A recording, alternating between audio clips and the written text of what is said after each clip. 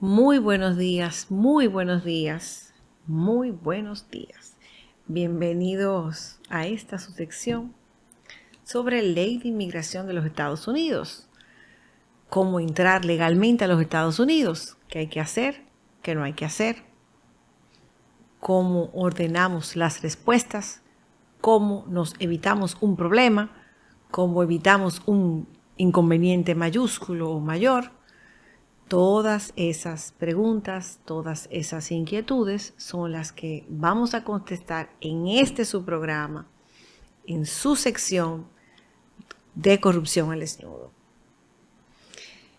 Para que usted vea, hablando de corrupción al desnudo, usted sabe que el primer presidente de los Estados Unidos que habló sobre los corruptos no entran a los Estados Unidos, por lo menos en la época, ¿cómo que decían cuando yo estudiaba? Postmoderna.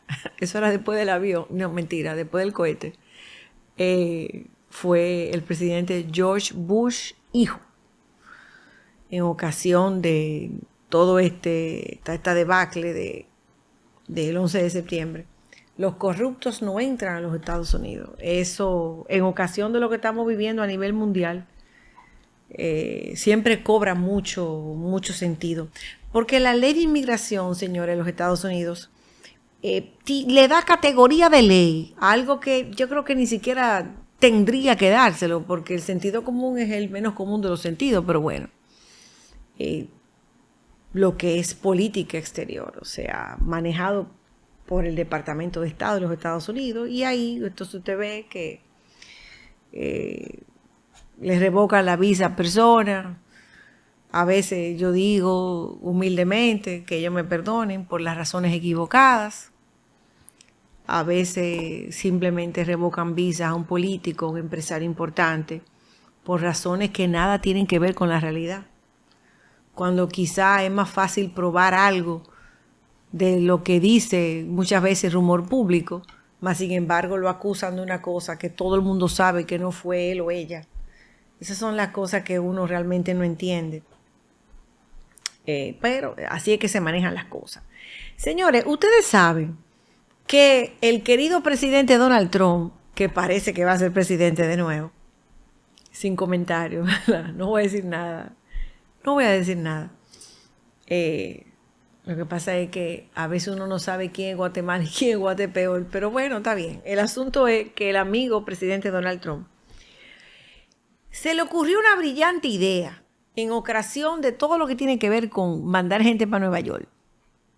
¿Cuál fue esa brillante idea? Bueno, entre muchas otras, establecer una oficina dedicada exclusivamente, oiga bien, exclusivamente, o sea, a nada más, que no sea, investigar a todo aquel que consigue residencia por matrimonio. Así mismo como usted lo oye. Todo aquel que consigue residencia por matrimonio, hay una oficina, no sé qué tanto está trabajando ahora, pero cuando Donald Trump, eso estaba, ¿cómo es que dicen los tigres? Encendido en dominicano. Yo me siento como extraña hablando de esa manera, pero tengo que hablar para que ustedes me entiendan, porque después me tiran piedra, ¿verdad? Entonces no quiero que me salga una piedra de esa por esa cámara. Entonces, bueno, el asunto es que esa es la situación. Todo el que tiene una petición por matrimonio siempre va a estar más scrutinized, va a haber más escrutinio que cuando usted la obtiene de otra manera, de manera normal, porque, por ejemplo, vamos a hablar de un muchacho con una declaración tardía. O sea, una declaración tardía siempre, como dicen ellos, eyebrow raiser, le levanta la pestaña a cualquiera, pero bueno, si usted obtuvo una residencia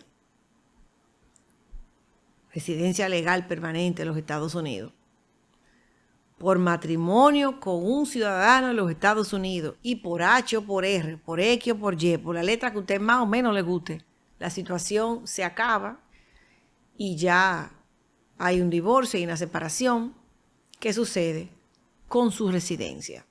Bueno, yo diría que uno de los principales inconvenientes que tiene haber obtenido una residencia por matrimonio es que usted tiene un periodo de espera para poder pedir a un cónyuge. Usted tiene que esperar 5 años a partir del momento de haber obtenido esa residencia para poder pedir otra persona. Las regulaciones hablan de que no importa el matrimonio, sino la petición. Pero migración, digamos que hasta recientemente, según los textos, simplemente aplicaba: ni te considero válido el matrimonio, ni te considero válida la petición si es dentro de esos 5 años. El consejo es mejor esperar los 5 años. Entonces, claro, si usted se hace ciudadano de los Estados Unidos, que lo pudo haber hecho por el cónyuge también, entonces esto no va a aplicar. Pero esa es la situación. Miren, hace muchos años también, ya la situación hoy es diferente. Si nosotros chequeamos el tiempo que le tomaba, porque estamos hablando de una era post-pandemia, ya las cosas en hablar de tiempo es osado. O sea, hablar de tiempo, cualquier persona en esta materia que hable sobre lo que dure una petición, tiene que hacerlo con mucho cuidado, porque usted sabe que el consulado en materia de citas de visa de inmigrante estuvo cerrado prácticamente 2 años, con algunas 3 excepciones en el camino, que no vale la pena que le hablemos porque el video se va a extender demasiado y el señor Guerrero me va a llamar a capítulo. Entonces, prácticamente en todos 2 años hubo 3 intentos de hacer las cosas más o menos regulares. Eso quiere decir que tenemos prácticamente 2 años de atraso. Siendo así, hablar de tiempo de espera en procesamientos para este tipo de casos es bien riesgoso. Pero una petición de un ciudadano de los Estados Unidos a un cónyuge, para poner un ejemplo bien claro, se tomaba en era prepandemia 1 año, de 11 a 13 meses, y las cosas eran llevadas con cautela, y si el tiempo de procesamiento de USCIS se respetaba y si usted cumplía con su papeleo más o menos en el tiempo. ¿Qué pasa? Un residente pidiendo a un cónyuge hace ya muchos años que no tiene espera de procesamiento. Ojo con esto. ¿Qué quiere decir esto? Igual que las residencias por trabajo, que le vamos a hacer un video bien detallado sobre lo que son residencias por trabajo, diferentes tipos y todo lo demás. Pero el tiempo que se toma una residencia por trabajo depende de la categoría. Lo mismo pasa en asuntos familiares, que es con lo que normalmente los dominicanos están más familiarizados. Entonces, ¿qué sucede? Un residente pidiendo un cónyuge, usted va a ver en el boletín de visa una C.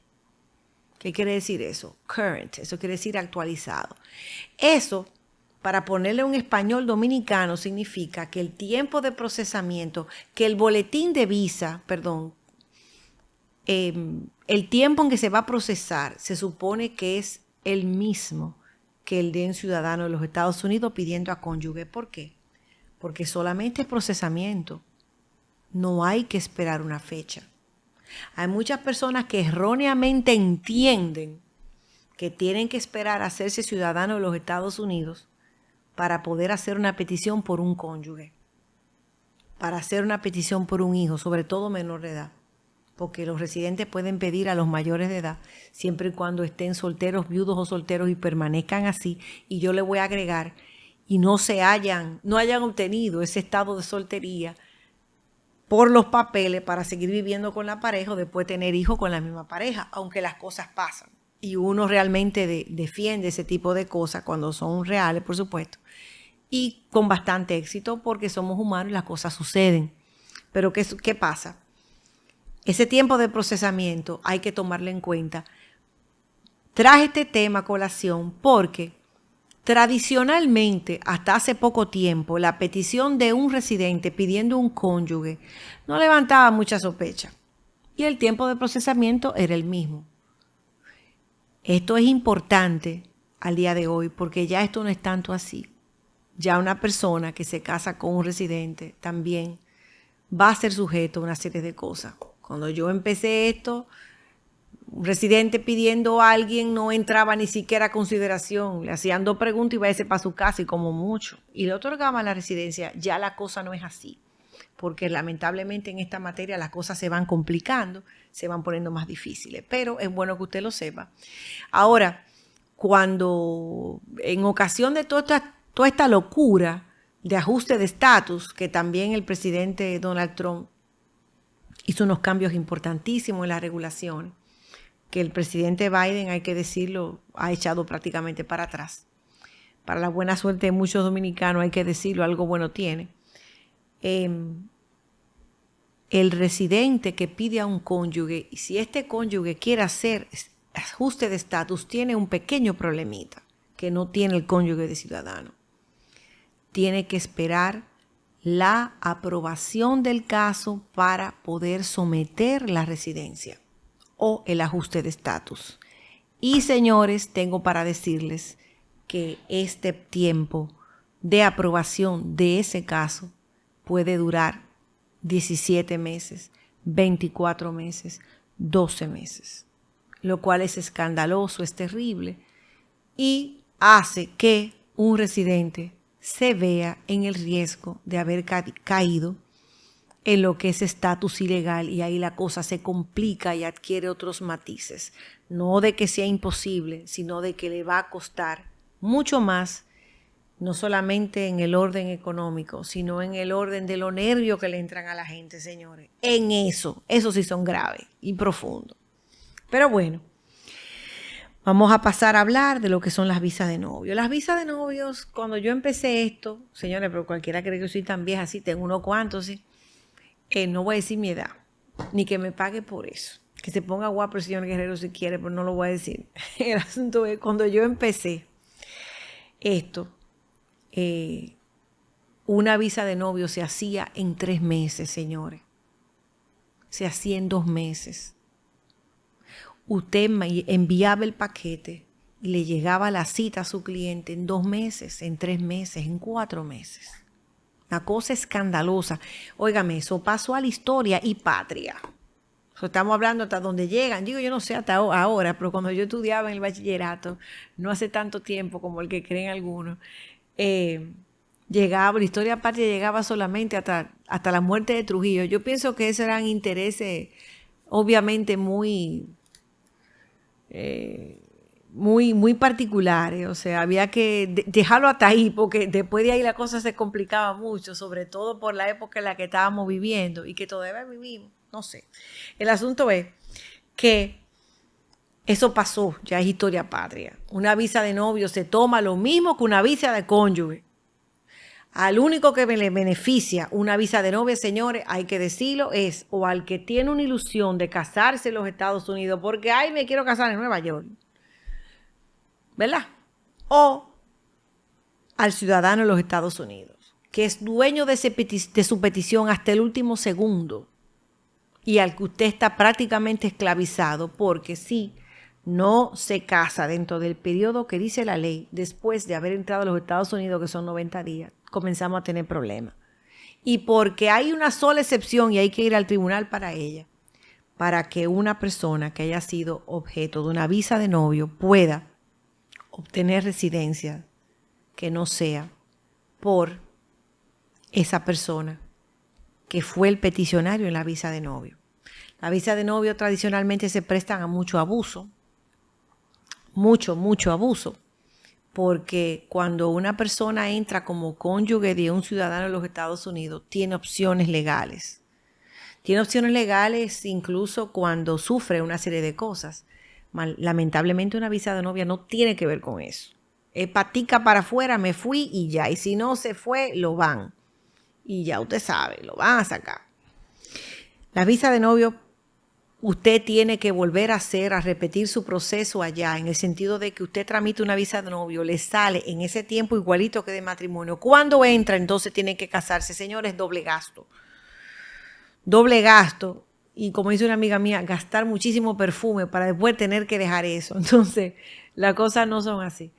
Lo ideal, y es mi recomendación, siempre trate de que sea por un matrimonio. Las visas de novio son muy volátiles, sujetas a mucho abuso.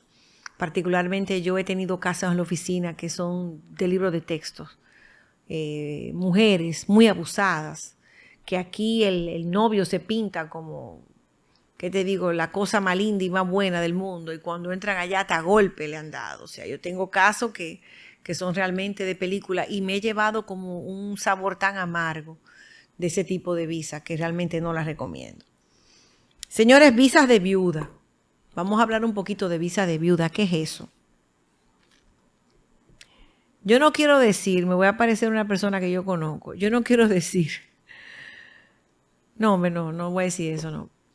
Las visas de novio tradicionalmente aquí son poco conocidas. El consulado de los Estados Unidos, cuando yo empecé esto, prácticamente no hacía visas de viudos. No las hacía ni las quería hacer, porque realmente era una materia que prácticamente no se conocía. Pero la visa de viuda, tiene sus requisitos. Hay personas que cuando el cónyuge ciudadano de los Estados Unidos fallece, no sabe qué hacer, solamente entiende que le toca el seguro social y no saben que puede obtener una residencia de los Estados Unidos, y que en muchos casos puede incluir hijos incluso de otra pareja, de un matrimonio anterior. El problema con no saber eso es que hay un plazo. El plazo son 2 años. Estamos hablando no del plazo en que usted tenía que estar casada, que prácticamente esos plazos han sido eliminados. No estamos hablando de que si tenía que ser ciudadano por X tiempo. No, estamos hablando del tiempo en el cual usted tiene para entrar a los Estados Unidos una vez fallece ese peticionario, ciudadano de los Estados Unidos. Son 2 años. Y si usted no logra entrar en esos 2 años, perdió su oportunidad, no va a poder conseguir una visa, una residencia por esa viudez.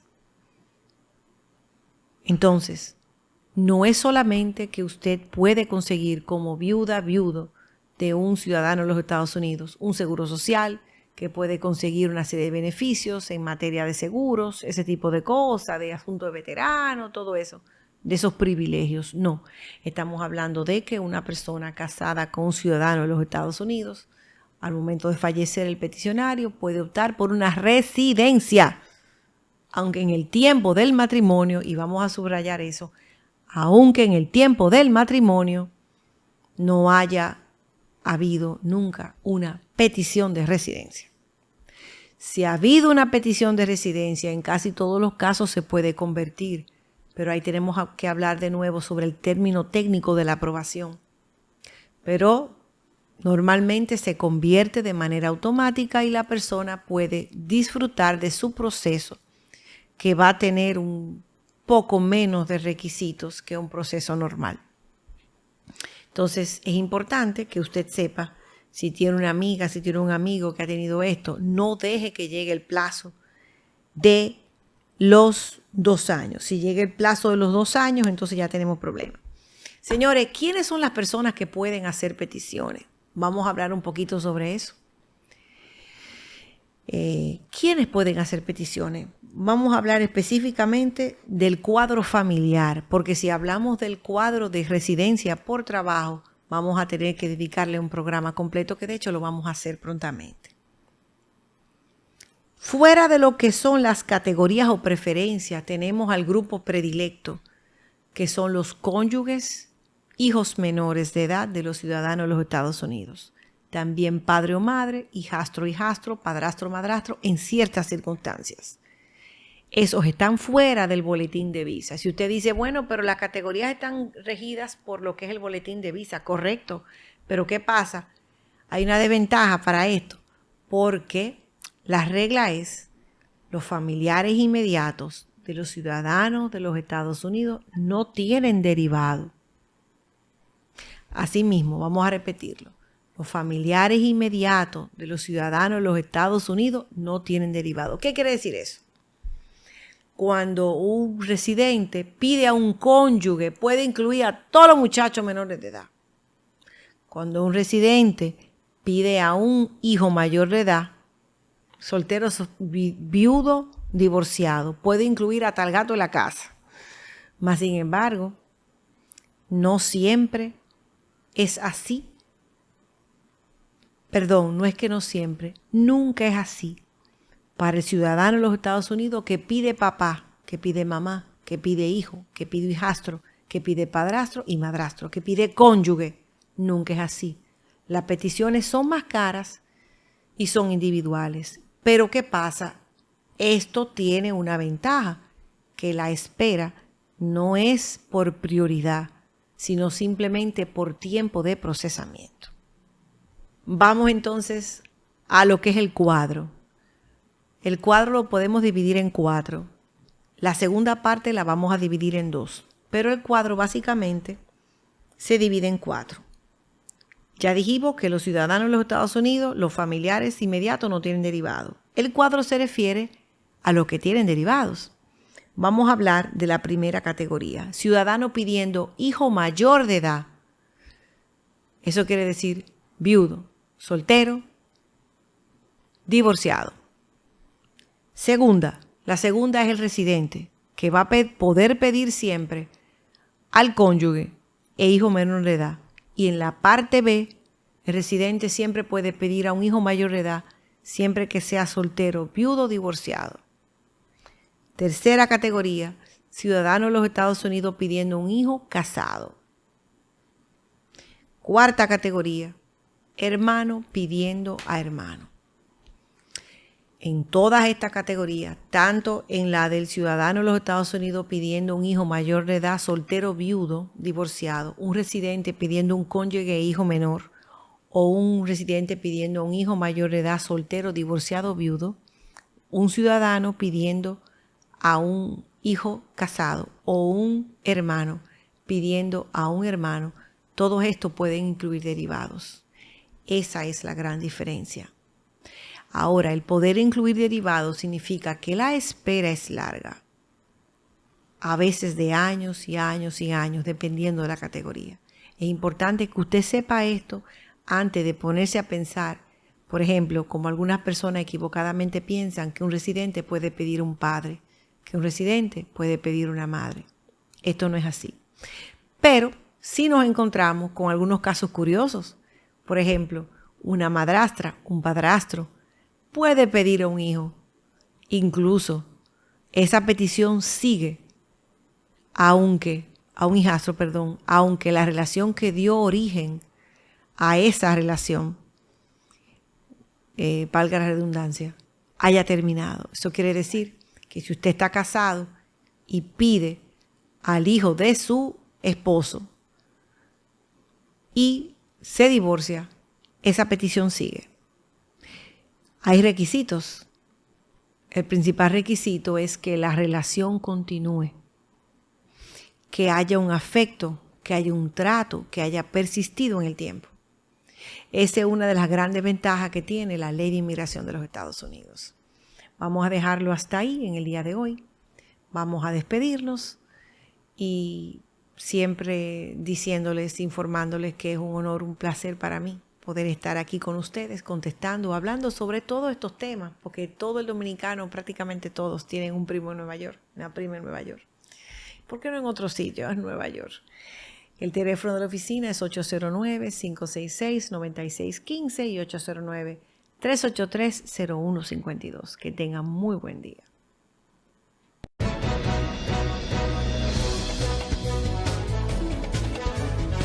Corrupción al Desnudo y Rafael Antonio Guerrero te dicen: suscríbete a esta plataforma, apoya esta plataforma de Corrupción al Desnudo. Esta plataforma es quien te informa y quien te defiende.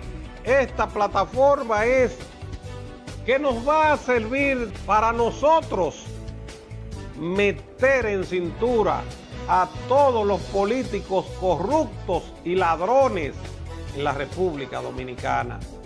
Gracias.